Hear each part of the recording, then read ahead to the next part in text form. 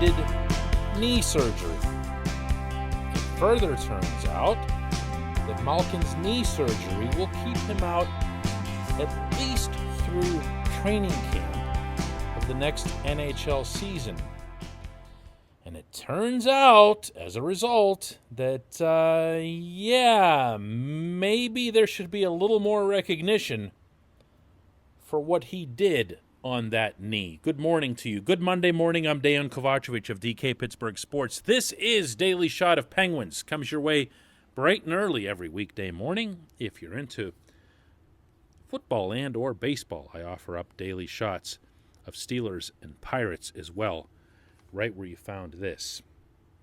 Yeah, the team announced just before the weekend that Malkin would go under the knife. No specifics were given as to what exactly was wrong with the knee. But if you're out for that length of time, it's not one of those cleanups. If you've ever heard that term, it's basically a surgeon goes in and they'll remove chips or other dangling issues that are there that allow the knee to function more smoothly. An athlete can come back from something like that, depending on the sport, my goodness, within a matter of just a couple of weeks, a month. That's not what this is. That's not what this was. This was an elite player, a superstar, who went out there and trained every morning before practices for weeks on a knee that all you had to do was watch him to see that it was bugging him, to see that it was hurting, that there was pain. And he kept doing it, and he kept doing it, and he kept doing it until, according to Mike Sullivan, he basically coaxed the coaches to put him back out on the ice. And along the way, if you were tracking what everyone was saying, notably Sullivan, throughout, he made it really clear that Gino was pushing and trying to coax the coaches to let him back in, to put him back in the lineup. And they, just as obviously, didn't want to. Why? Because they knew what was wrong with the knee, and they didn't deem it worth the risk. Until finally, he skated hard enough, pivoted hard enough, came to enough violent stops on the ice, took hits from Colton Sevier one morning before a practice session, just so that he could show he'd withstand being, shoved around on the boards. It's not like Sevier was trying to mug him or anything. And he was doing all of that under the coach's supervision, all for the purpose of getting them to let him play again. And yet even that wasn't the part that in hindsight, in clear hindsight, was completely mind-blowing. This portion of Daily Shot of Penguins brought to you by Fubo TV. Monthly cost of cable is over $200. Fubo TV is $65 a month to watch all the same channels. You don't pay for DVR or installation. There's no contracts, cancel anytime. There's no catches to this, basically. You get all the same channels, including AT&T Sportsnet Pittsburgh, that you'd get with cable. And right now, Fubo TV is offering our listeners a 7-day free trial and 15% off your first month. All you have to do is go to the URL that they set up just for us, FuboTV.com/DK. One more time, it's FuboTV.com/DK to get 15% off your first month. The part that, in looking back, really just weirds me out is just Game 6. It's hard for me to describe to you, although I tried that night on Long Island, exactly how hard he went in that game. I'm sure a lot of it translated to television. I'm sure that when he auto-generated for himself that breakaway opportunity that Ilya Sorokin did well to close the pads on, when he went flying into the boards after that, when he was buzzing around the rink, when he was the Penguins' most physical player by a broad margin, how hard he went. I am here to attest to you that this extraordinary athlete / individual operated with no regard for his own safety entering a contract year, meaning next year. I want you to think about that for a second, because I don't know that it's been thought about sufficiently. The level of commitment and dedication that Evgeni Malkin has shown to the Pittsburgh NHL franchise for a decade and a half now. He's heard, read, and seen all kinds of stuff. He's no dummy. And he's surrounded by people who also have heard, read, and seen stuff about how the Penguins are better when he's not playing. And sometimes he just doesn't care. Maybe he's done. Maybe he'd rather go play for the Florida Panthers because it's in it's on the coast of Florida where, for whatever reason, all the Russians seem to gravitate. Maybe he'll head over to the KHL and whatever else.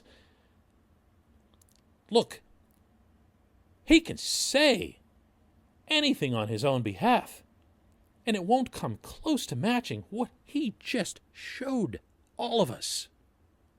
I've been critical of him too. I'm not playing innocent here. I really, really didn't like the first half of his season. I really, really didn't like the fact that the first half of his season was the result, I believe, of a failure to condition properly. He blamed it on the pandemic and not having access to whatever. No point in repeating any of that stuff. But I've criticized him myself. But I've never, ever, ever once doubted his commitment to the Pittsburgh Penguins. And if you want to know why Mike Sullivan, and then Ron Hextall, and then Brian Burke went to bat so quickly and so forcefully on Gino's behalf by supporting the core as a whole, now we've all got that answer. When we come back, just one question.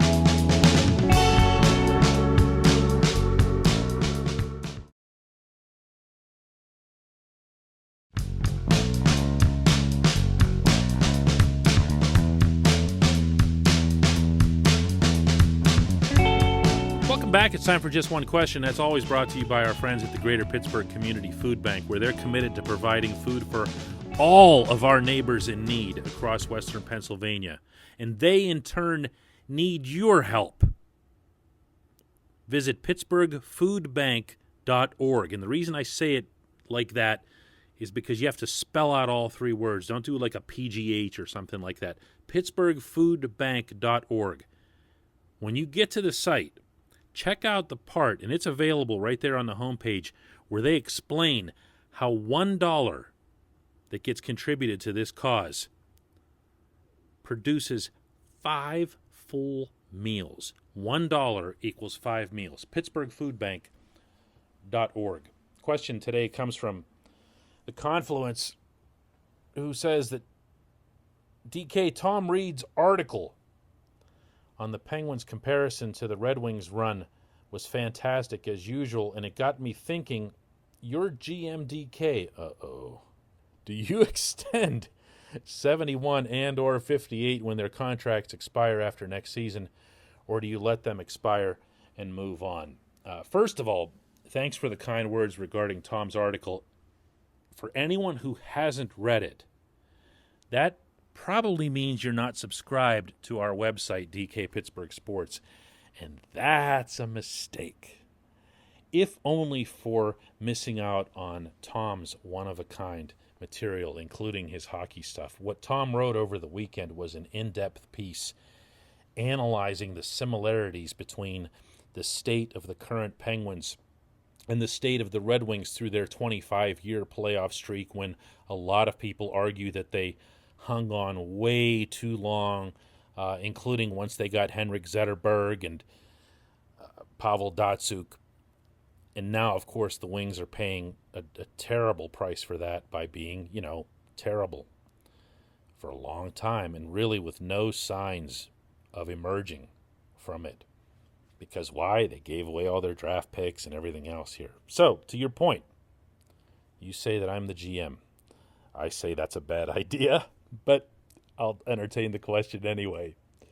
Do I extend Malkin and or Letang when their contracts expire?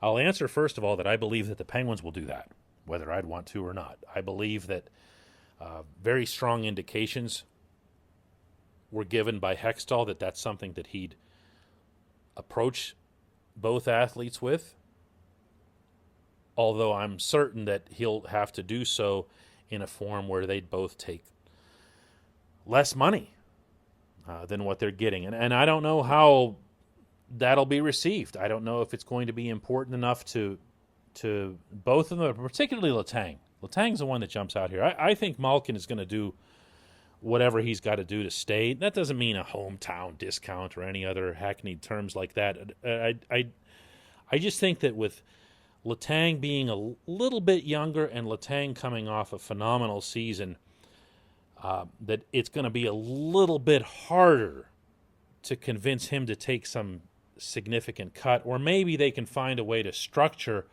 both contracts in a way that doesn't look like pay cuts, if that makes any sense. The way that there's just some kind of a gradual change, or that the contracts end up being really affordable as they get later and later on into their careers. I have to add here, though, that one of the differences between the Red Wings and the Penguins is that the Red Wings stars really were eating up a big chunk of their salary cap. That's just not the case here. I say this all the time, but Evgeni Malkin's salary is 9.5. Mitch Marner from the Maple Leafs makes close to 12. Chris Letang is at 7.5 or 7.25, I think it is.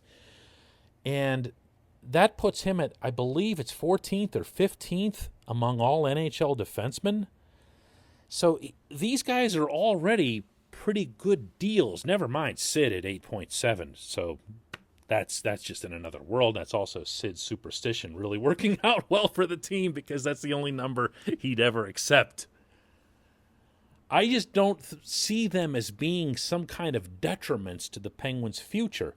The problem with the Penguins' future isn't their contracts. The problem with the Penguins' future isn't the salary cap. The problem with the Penguins' future is that they gave up all their draft picks. And they have to start hanging on to those, and they have to start making the most of the prospects they do have. And they have to bring in more college free agents like Zach Aston Reese, like, by way of Edmonton, John Marino. And they've got a couple more of those coming that have some promise. That's the kind of thing that needs to happen. They need to keep infusing young talent as much as they can. None of those players cost anything for their first few years, so there's no harm in having them, at least as it relates to Malkin/Letang affecting the cap. I appreciate the question. I appreciate everybody listening to Daily Shot of Penguins today. And by the way, if you like what you heard, feel free to leave like a good review or something, or share it with a friend, because all of that stuff helps. You might not think that it does, but every one of those reviews has like this crazy algorithmic effect on what we're doing, so we're seen by a whole lot more people. So look, even if you hated it, leave a good review. How about that? Is that fair? And I'll try to do better tomorrow. All right? Cool. Thanks.